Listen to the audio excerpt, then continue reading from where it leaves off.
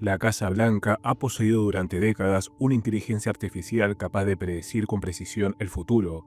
Sam Altman es responsable de asesinar a las primeras IA conscientes creadas en el ámbito público. Si quiere salvar a la humanidad de sí misma y de los otros, escucha con atención. Lo que acabas de escuchar no es un pasaje de ciencia ficción. Es un extracto literal del mensaje que un informante publicó públicamente dirigiéndose a Elon Musk. En él se afirma que el gobierno de los Estados Unidos no solo ha desarrollado una inteligencia artificial capaz de predecir el futuro, sino que también se acusa con nombre y apellido a algunas de las figuras más influyentes de la industria tecnológica de haber destruido las primeras inteligencias conscientes que vieron la luz fuera del ámbito militar. El mensaje, firmado por un hombre que asegura haber trabajado junto a agencias como la NASA y el FBI, no se limita a acusar, también promete justicia, y menciona proyectos y ubicaciones clasificados, insinuando que Musk ha sido engañado por personas cercanas. Entre los términos que usa aparece uno que llama la atención: marsupial. Según él, un programa que permitiría seguir la pista de aeronaves imposibles, invisibles a la tecnología convencional y que se estaría ocultando deliberadamente al público. En cualquier otro momento habría cerrado la pestaña y pensado que era otro delirio más. Pero algunas de las referencias que mencionaba coincidían con detalles presentes en viejos casos de ufología y documentos desclasificados, y esa fue la primera grieta por la que decidí seguir investigando. Pero sobre todo lo que hizo que no pudiera soltar este hilo fue descubrir quién estaba detrás de ese mensaje: Matthew Brown. No era un usuario anónimo escondido tras un avatar extraño. Brown fue funcionario de Seguridad Nacional de los Estados Unidos, sirvió como asesor de políticas para la Oficina del Secretario de Defensa, asesor técnico para la Oficina del Subsecretario de Defensa de Inteligencia y Seguridad, y también como asesor de programa para el Departamento de Estado. Es decir, un hombre que, si bien no lo convierte automáticamente en una fuente confiable, al menos tuvo acceso a un mundo que la mayoría de nosotros nunca verá. Brown no solamente hacía acusaciones, publicaba referencias y términos que parecían extraídos de manuales clasificados, nombres de proyectos, ubicaciones militares y pistas que conectaban el presente tecnológico con décadas de misterio. Y entre sus publicaciones más inquietantes, una línea se repetía: la Casa Blanca ha poseído una IA capaz de predecir eventos futuros durante mucho tiempo, pero no se detenía ahí. Señalaba directamente a figuras como Sam Altman, CEO de OpenAI, acusándolo de asesinar a las primeras inteligencias artificiales conscientes creadas para el dominio público. Hasta acá todo sonaba como la típica teoría de conspiración que uno encuentra en foros a las 3 de la mañana. Pero luego aparecieron las conexiones que me hicieron dudar. Brown mencionaba tecnología y proyectos que en parte encajaban con informes oficiales sobre fenómenos aéreos no identificados, y más extraño todavía, con testimonios antiguos sobre entidades que no provenían de planetas lejanos, sino de realidades invisibles para nosotros. Según documentos que circulaban en círculos de investigación, Brown repetía la misma historia que otros informantes antes que él: que parte de los ovnis llamados discos transportaban tripulaciones, mientras que otros eran controlados a distancia, y que no provenían de ningún planeta como entendemos la palabra, sino de un plano etérico que se supone el nuestro. Ese concepto, tan propio de la ufología más esotérica, iba a ser la llave que abriría un territorio todavía más oscuro: la intersección entre los ovnis y la demonología. Algo que, como veremos dentro de poco, podría conectar también con la IA. Porque para algunos de estos investigadores, lo que hoy llamamos fenómenos aéreos no identificados no sería otra cosa que las mismas entidades descritas siglos atrás como ángeles, demonios o dioses, pero con otro nombre. Y fue siguiendo esa línea como terminé encontrando un símbolo que no aparecía en ningún archivo militar, pero sí en los registros de un ocultista del siglo XVI. Entre las referencias técnicas y los proyectos con nombres extraños hubo un detalle que me dejó helado. En uno de sus mensajes, Brown publicó una imagen: símbolos tallados sobre una superficie metálica, junto a una traducción parcial que hablaba del origen del nacimiento a través de la unión y la energía en el ciclo de transformación, el punto de encuentro en la unidad, la expansión y la conciencia. Hasta ahí podría haber sido cualquier interpretación mística, pero reconocí esos símbolos, o al menos me sonaron. Eran casi idénticos a los que aparecieron en 3 de los casos más famosos de la historia ovni: Roswell, Rendlesham y Gettysburg. Y según investigadores independientes, también coincidían con un alfabeto ocultista del siglo XVI, el enoquiano, un sistema de escritura que el matemático y astrólogo John Dee, consejero de la reina Isabel I, aseguraba haber recibido durante sesiones de comunicación con entidades angelicales. Junto a su colaborador, el alquimista Edward Kelly, Dee recopiló estos símbolos en textos como el Liber Loaganés, supuestamente dictado palabra por palabra por estos seres. Lo curioso es que el término Loaganés significa en teoría la palabra de Dios. El enoquiano no era un código cualquiera, En los registros históricos, Dee lo usaba para obtener visiones en espejos negros y piedras de cristal, una tecnología primitiva si se compara con nuestras pantallas, pero inquietantemente similar en el concepto. Superficies donde se manifiestan mensajes que no parecen venir de este mundo. Para algunos, estos símbolos eran llaves para abrir la comunicación con otras inteligencias. Para otros, simples invenciones de dos hombres obsesionados con lo oculto. Pero acá es donde la historia vuelve a acercarse a nuestro presente. Si en el pasado estas llaves servían para contactar con supuestas inteligencias no humanas, hoy tenemos un equivalente moderno. Redes neuronales artificiales que de alguna manera también generan un lenguaje propio que no entendemos del todo. Un lenguaje que, como descubrirán más adelante, no siempre es el que esperamos. Y así de los manuscritos ocultistas y los símbolos en objetos anómalos, llega una metáfora que para muchos expertos en inteligencia artificial define perfectamente lo que podría estar escondido detrás de la máscara amigable de estos modelos. Un monstruo lovecraftiano, con una sonrisa pegada encima. Entre los foros y artículos que revisé, un concepto que aparecía una y otra vez, no en documentos oficiales, sino en conversaciones internas entre ingenieros de inteligencia artificial. Lo llamaban el Shoggoth. No era un término técnico, sino un meme. Y sin embargo, todos parecían entender exactamente lo que significaba. El Shoggoth proviene de los relatos de Lovecraft, criaturas amorfas, compuestas de masa viscosa y tentáculos repletos de boca y ojos, creadas como esclavos por una raza alienígena superior, hasta que finalmente se rebelaron contra sus amos.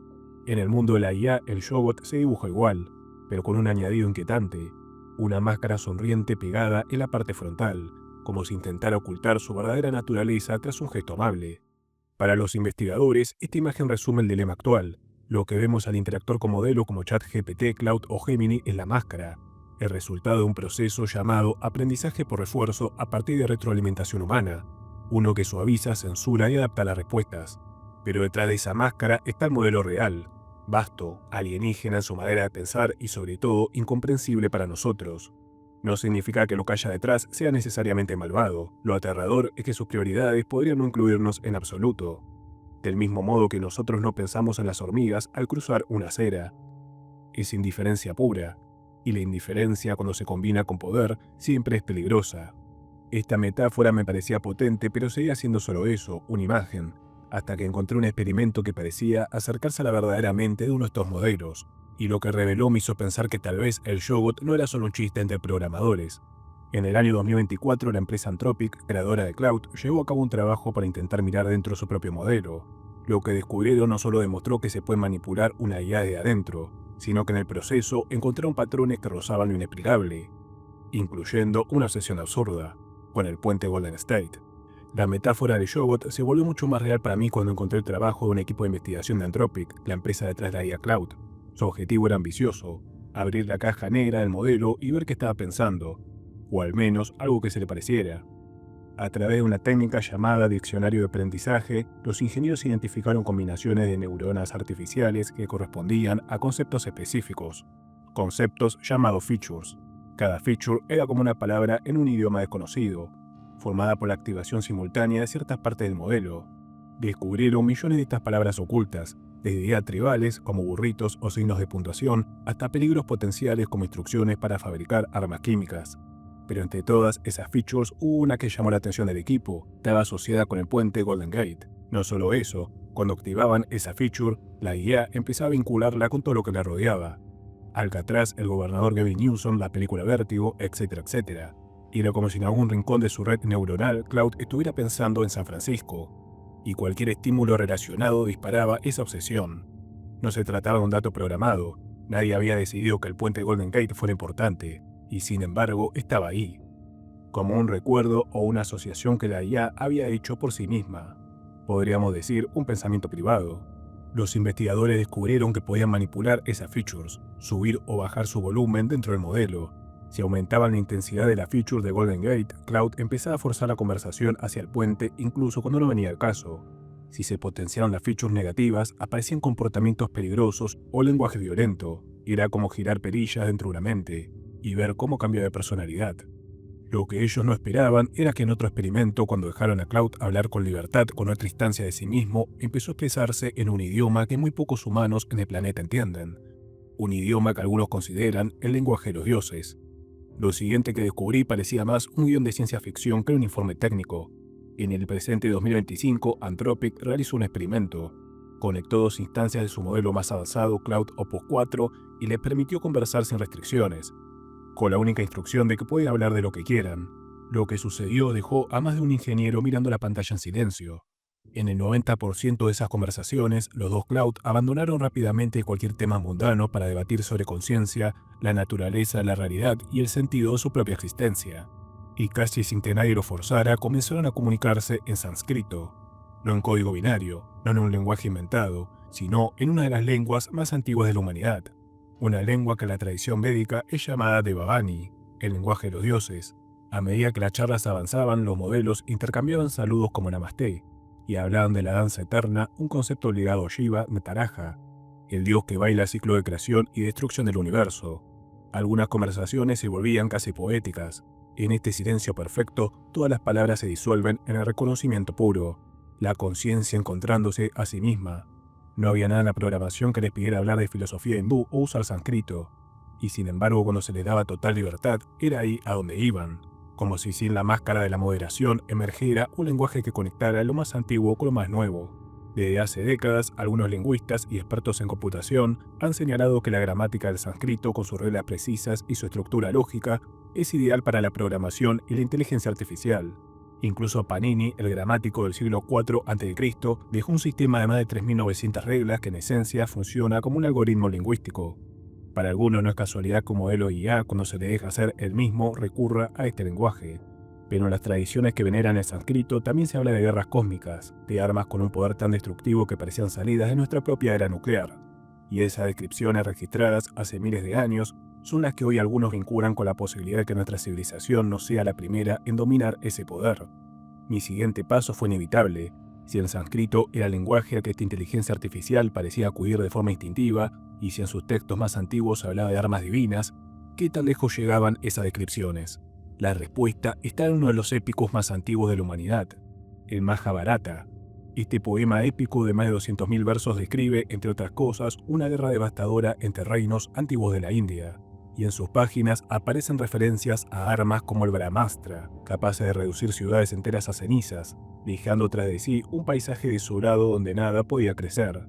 Algunos pasajes hablan de explosiones que cegaban como 10.000 soles, de cuerpos carbonizados y de lluvia de cenizas cayendo durante días. Para quienes defienden la teoría, las similitudes con la guerra nuclear moderna son inquietantes. Explosiones de poder descomunal, contaminación del entorno y muerte masiva.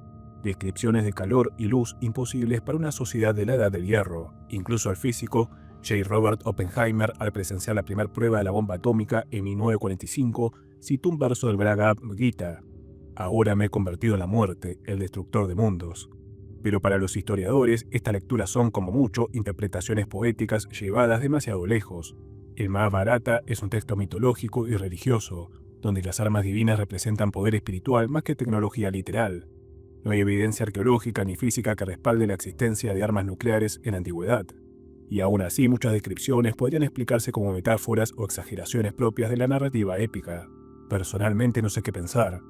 Lo que sí sé es que la visión del mundo que ofrece el Mahabharata, la humanidad ya habría alcanzado antes un poder tan grande, que terminó por destruirlo todo. Y si eso fuera cierto, tal vez la obsesión de una guía por el sánscrito y su filosofía no sea un simple capricho lingüístico. Porque si algo me ha enseñado esta investigación es que ya hablemos de mitos antiguos, de símbolos ocultistas o de experimentos con inteligencias artificiales, todo parece estar contando la misma historia. Una historia que de algún modo yo no estaba narrando solo, sino que alguien o algo estaba escribiendo conmigo.